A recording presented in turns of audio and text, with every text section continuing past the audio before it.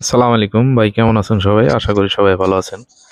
তো বন্ধুরা, আজকে আপনাদের মাঝে কিছু কথা শেয়ার করব। সেটা হচ্ছে, যারা সিঙ্গাপুরে কাজ করেন তারা সবাই একটু সাবধানে কাজ করবেন। কারণ আজকে আমাদের সাইটে কাজ করতে গিয়ে একটা বাংলাদেশি ভাই, অবশ্য তার দোষ না, কারণ সে এয়ারকন কোম্পানিতে নতুন আসছে। তো যখন নতুন আসছে, তো এয়ারকনের যে গ্যাসের লাইনটা আছে সেটা তাকে কাটতে বলা হয়েছে। যখন তাকে কাটতে বলা হয়েছে, সে বলছে যে গ্যাসের লাইনটা কি অফ করা আছে। তখন বলছে, তার সুপারভাইজার বলছে, হ্যাঁ গ্যাসের লাইন অফ করা আছে।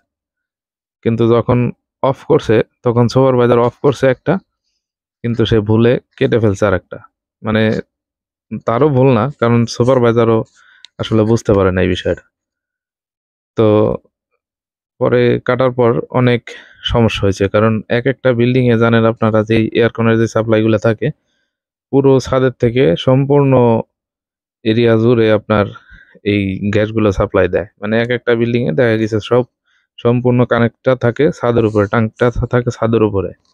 তো যেহেতু ট্যাঙ্ক ছাদের উপরে থাকে, সেহেতু ওই একটা কাটতে গিয়ে পুরাটা সে কেটে ফেলছে। মানে কাটার পরে প্রায় 2 ঘন্টা মার্কেট পুরো অন্ধকার হয়ে গেছিল গ্যাসের মধ্যে। তো আমার কাছে ছোট একটু ভিডিও আছে, কিন্তু আসলে এগুলা পোস্ট করা ঠিক না, যার কারণে পোস্ট করব না। তো আপনারা যারা বাংলাদেশি ভাই আছেন বা অন্যান্য দেশি আছেন, সবাই সাবধানে কাজ করবেন। সবাই ভালো থাকবেন এবং আমার চ্যানেলটি সাবস্ক্রাইব করবেন। সবাই ভালো থাকবেন। আসসালামু আলাইকুম।